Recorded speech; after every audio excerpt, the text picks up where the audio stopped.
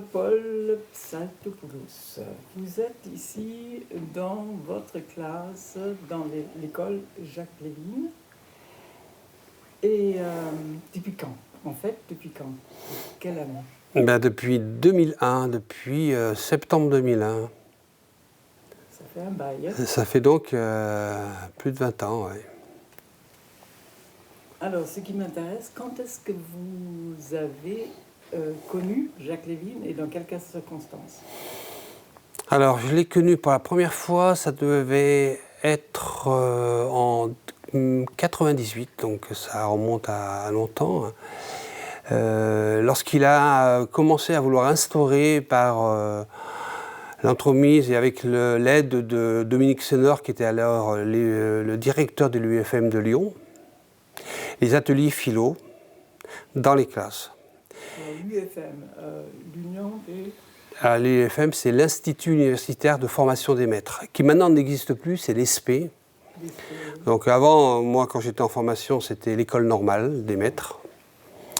Voilà, donc c'est la même entité de formation, mais qui change de nom. Et donc l'école, alors, le directeur de l'école, Rémi Castérès, connaissant Dominique Sénor, et Dominique Sénor, sachant que Rémi Castérès avait un profil à s'intéresser à ces pratiques, qui étaient nouvelles à l'époque, en tout cas dans notre secteur, l'a contacté et donc lui a présenté le projet. Rémi, Corinne, parce que moi je n'étais pas encore arrivé donc à l'école, Corinne venait d'arriver et il lui a proposé, Dominique Sénor, de participer à cette discussion, à ce travail qui se préparait. Mais Rémi a dit, avec Corinne, mais oui, nous, ça nous intéresse beaucoup. Il y avait également un troisième enseignant, Jacques Pichon, qui est aujourd'hui parti, qui est dans un autre département.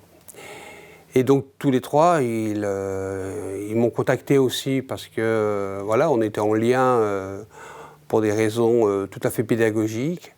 Et donc on est allé, il y avait peut-être d'autres personnes, Agnès Potard aussi peut-être, je n'ai plus les noms précis, mais c'est là que j'ai rencontré en tout cas Jacques Lévin pour la première fois. En quoi vous a-t-il séduit? Ou alors ses idées? Sa façon ou ses idées? Ou les deux? Alors tout d'abord, c'est le dispositif de la philosophie à l'école hein, qui m'a séduit.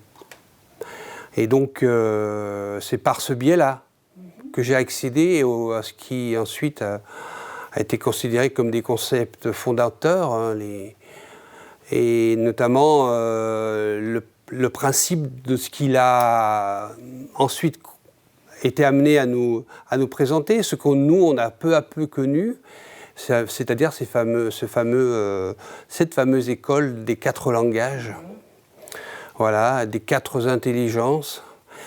Et ce qui m'a séduit, c'est quelque chose qui en fait a toujours été au cœur de ma pratique, sans que j'y mette forcément un vocabulaire et des concepts précis, et à savoir une école qui soit fondée non plus sur strictement le lire-écrire et compter, mais également sur une école qui ouvre à d'autres intelligences et à d'autres conceptions, et notamment des conceptions qui consistent à considérer qu'un enfant doit être considéré comme un individu à part égale, la pratique du parler vrai, la pratique de la posture distanciée, la pratique du non-jugement également. Et donc tous ces concepts ont été clairement quelque chose qui ont été à l'origine de la séduction, entre guillemets, de la pensée de Jacques Lévin dans nos pratiques et dans la mienne en tout particulièrement. Et qu'est-ce qu'il appelle, lui, Jacques Lévin, qu'est-ce qu'il a appelé les 4 langages? Les 4 langages, c'est d'abord, bien sûr, alors on parle de langage ou d'intelligence, c'est selon, hein, le terme est équivalent. Alors d'abord, il y a bien sûr l'intelligence ou le langage des relations humaines, le langage ou l'intelligence des situations concrètes, celle des réalisations également. Et puis enfin, il y a le quatrième langage qui est celui des talents ou des intérêts personnels de l'enfant. Vous avez été d'abord enseignant en maternelle, combien d'années d'ailleurs? Alors, en tout, 10 ans. 10 ans de classe maternelle, dont 6 années passées à Saint-Didier. Lorsque je suis arrivé en 2001, j'ai commencé par être en maternelle ou en cycle 1, c'est la même dénomination, c'est l'équivalent. Et avec des enfants de toute petite section, des enfants de toute petite section jusqu'à la moyenne section. Mais j'ai connu des années avec des grandes sections homogènes, j'ai eu vraiment toutes les versions possibles, et même des tout petits pendant 2 ans.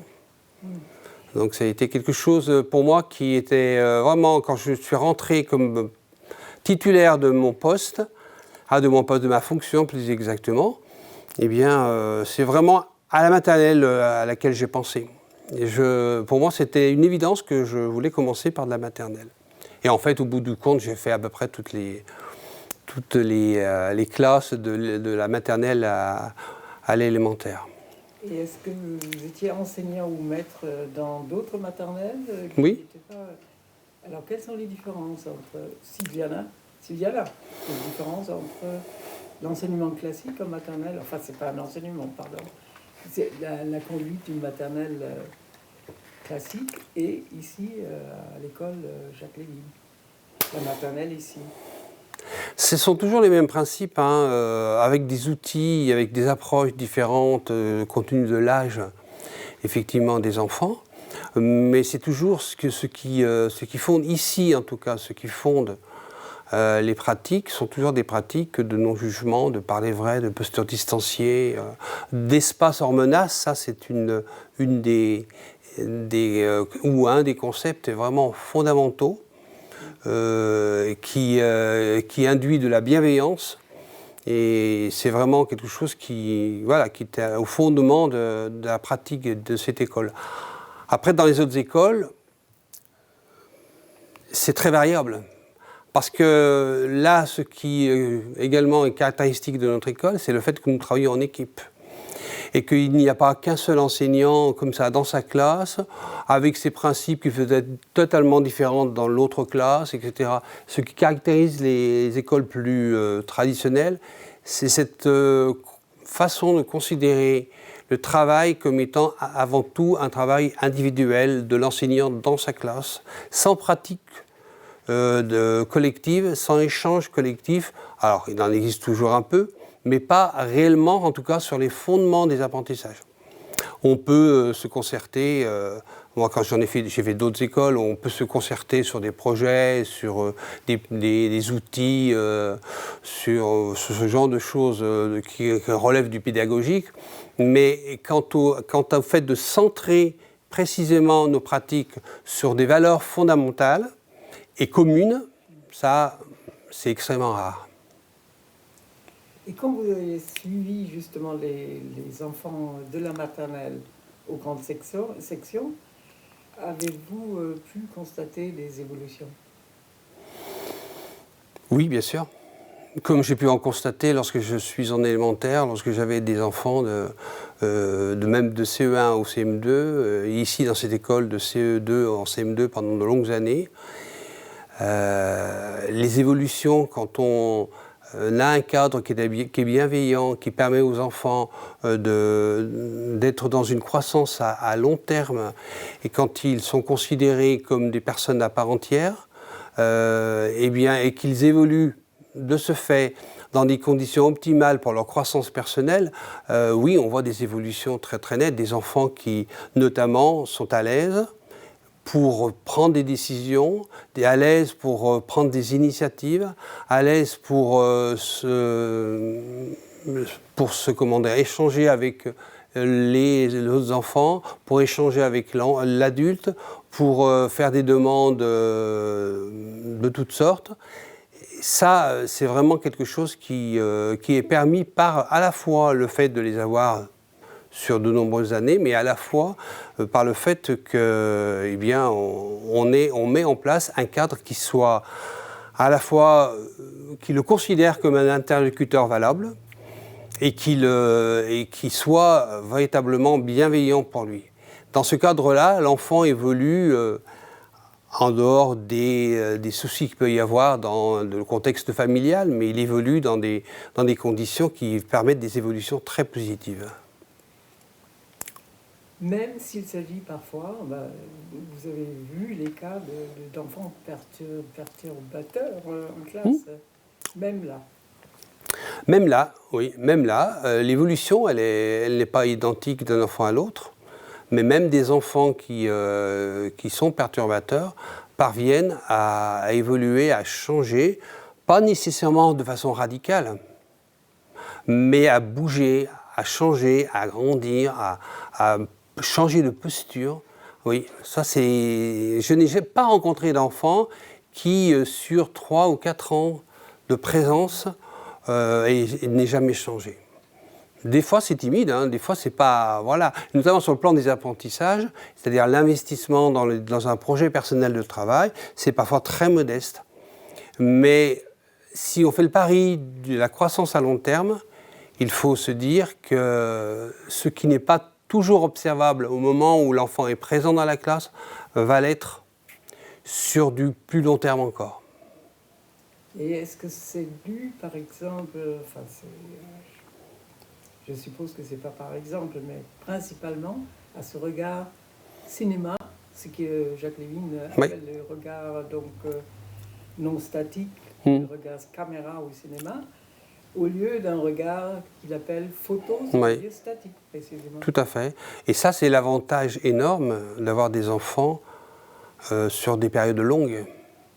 Parce que comme ça, ça permet d'avoir sur cet enfant-là ou sur ces enfants-là un regard que l'on utilise, qu'on appelle caméra, et qui donne bien l'image de ce qu'on tient compte à la fois de ce par quoi il a commencé, ce par quoi il passe, ce par quoi il arrive.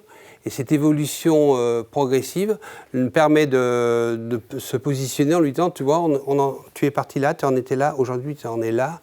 Et pas simplement à l'enfant, mais également à ses parents, qui eux sont plus en difficulté parfois de juger de l'évolution et de la croissance justement de cet enfant. Et donc le positionnement que l'on a de vraiment considérer tout l'ensemble de l'évolution de l'enfant, ça permet de faire remarquer, toi tu as fait ça aujourd'hui et avant tu n'en es pas capable. Et demain tu pourras peut-être aller plus loin encore. Et donc donner cet espoir et ce dynamisme à l'enfant à travers ce regard caméra que l'on pose sur lui. Ce qui fait que aussi l'enfant lui-même change de regard sur lui-même. Tout à fait, c'est bien l'objectif. C'est de lui permettre de changer de regard, c'est de lui permettre de croire en sa propre force et de le croire capable d'avancer. Quand ce n'est pas déjà le cas. Donc à la base, il y a quand même cette confiance en soi-même qui fait évoluer. La grande section est-elle plus exigeante ou alors plus stimulante que la maternelle? Alors, c'est-à-dire la grande section, c'est une partie de la maternelle, mais les plus grands en tout cas. Les plus grands, non, je répondrais clairement non, c'est pas plus stimulant, c'est d'une autre nature, c'est d'une autre approche. Il faut être à l'aise avec le contact spécifique aux tout jeunes, aux tout petits.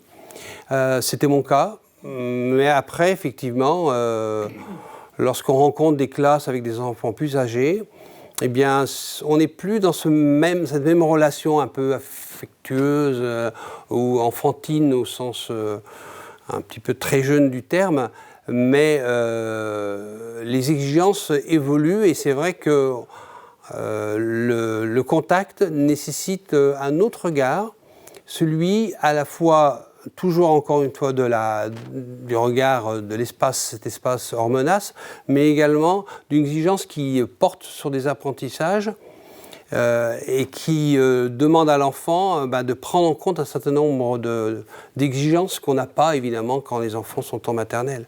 Donc il y a la contrainte des apprentissages qui fait qu'on apporte un regard qui est une exigence qui est un petit peu plus développée qu'avec les plus jeunes. Avez-vous eu comme élève des enfants qui ont à chaque fois fait tout le parcours à l'école Jacques Lévin, ou est-ce qu'il y en a eu d'autres qui sont venus ultérieurement? Ah oui, j'ai eu tous les cas de figure. Tous les cas de figure. Oui, tout à fait. Ouais. Mais lesquels ont le plus réussi, si on peut dire? La réussite, c'est compliqué à déterminer la réussite. Moi, ce qui m'intéresse avant tout, c'est que les enfants soient heureux de venir à l'école.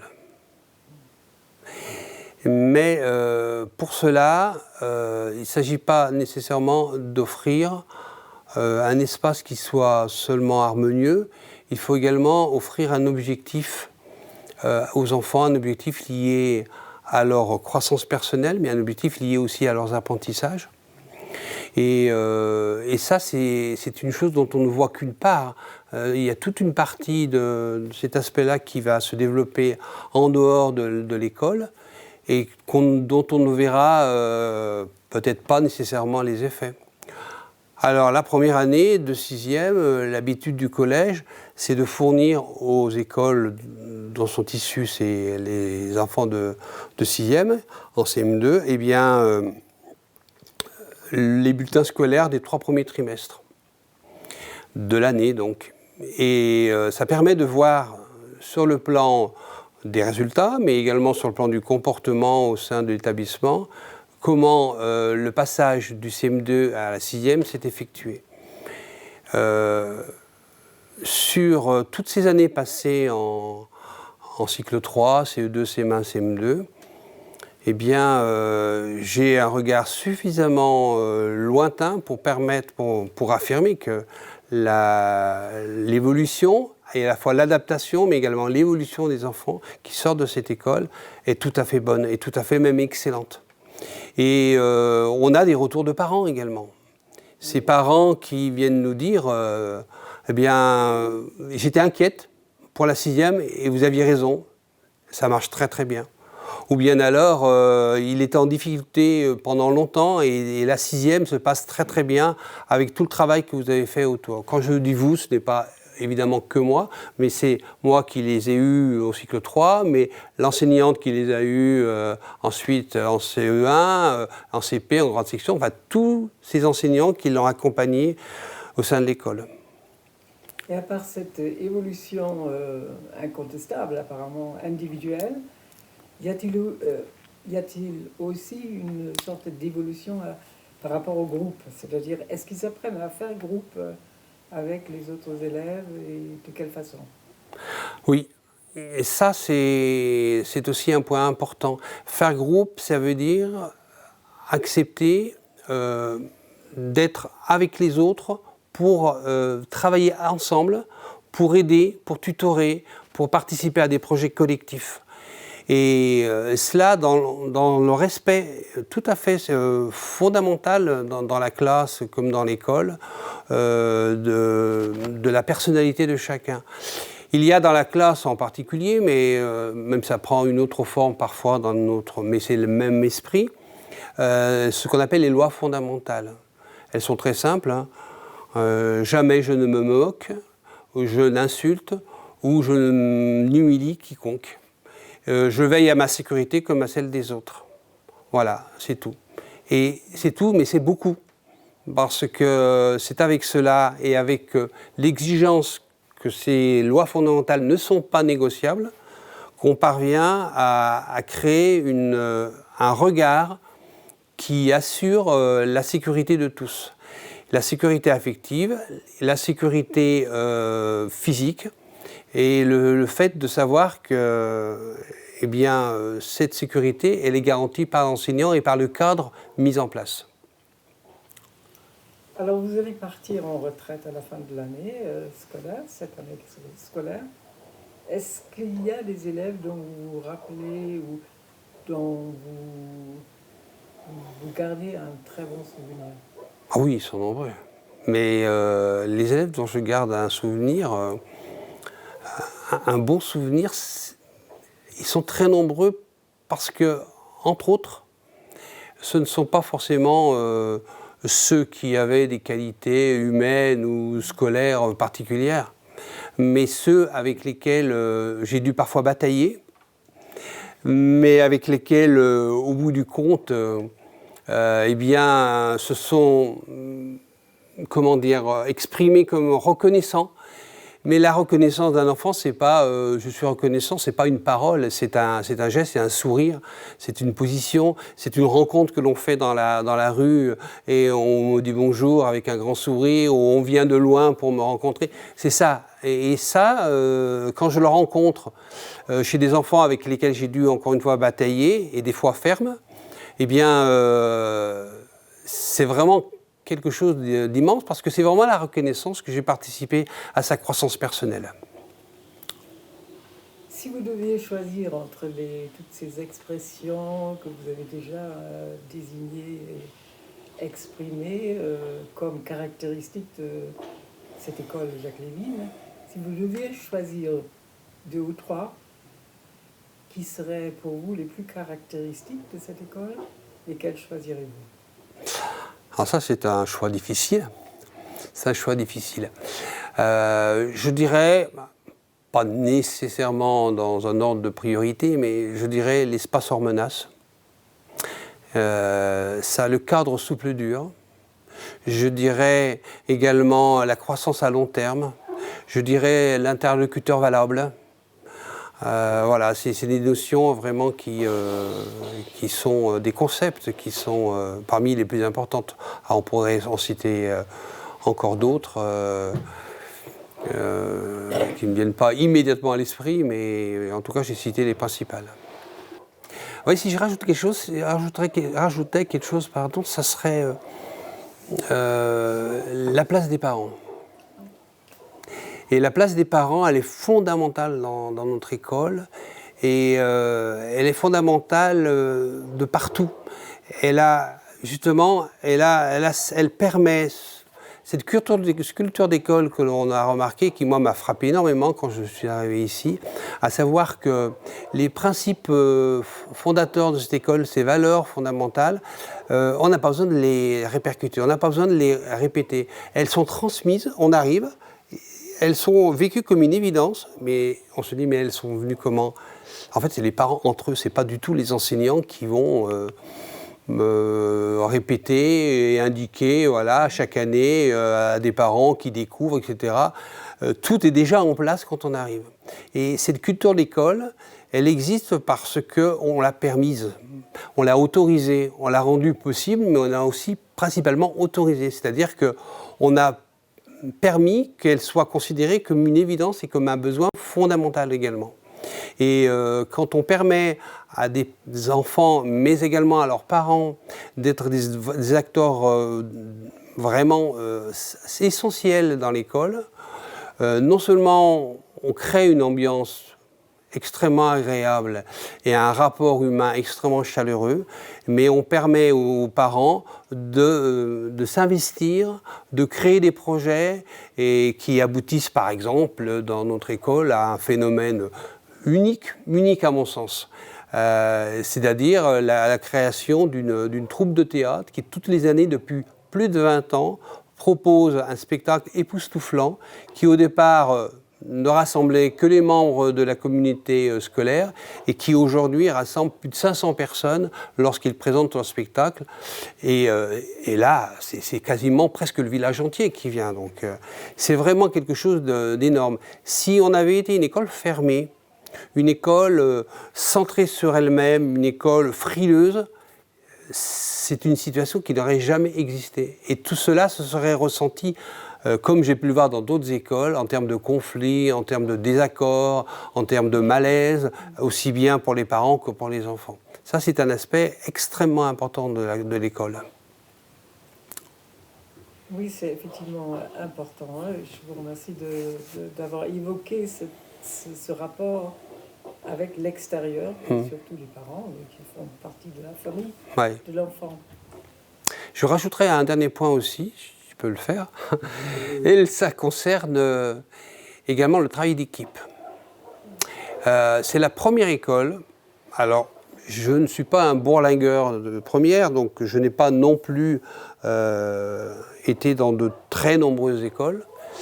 J'en ai fait 5-6 avant d'arriver ici, seulement. Mais ce qui a vraiment distingué cette école d'emblée, de prime abord, des autres écoles que j'avais fréquentées, c'est la capacité à travailler en équipe de façon cohérente.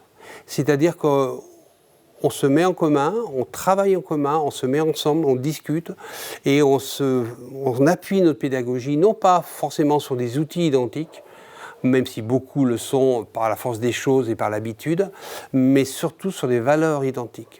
Et cette volonté de privilégier d'abord l'enfant et non pas notre confort personnel, quel qu'il soit, c'est fondamental. Et du coup, lorsqu'on s'autorise à prendre des initiatives pédagogiques qui peuvent paraître osées, eh bien, c'est complètement accepté par les parents. Moi, je me souviens de la difficulté que j'ai eue dans d'autres écoles à instaurer la pratique des épreuves, des auto-évaluations, qui étaient considérées comme totalement, comment dire, irrespectueuse des contraintes scolaires, de la nécessité de faire travailler les enfants, etc., que les enfants ne pouvaient pas avancer dans ce contexte-là, que si on les laissait faire, bien sûr, ils allaient choisir forcément le moindre travail possible, etc. Et ça a été très compliqué dans certaines écoles parce que j'étais tout seul à essayer d'aller dans ce sens. Lorsque je suis arrivé ici, en étant tous communément en accord avec cette vision de la pratique pédagogique, eh bien, non seulement les parents nous suivaient totalement, mais en plus, si je m'étais amusé à vouloir changer un tant soit peu cette pratique, c'eût été considéré comme une hérésie. Alors même que dans d'autres écoles, c'est l'inverse qui se produit.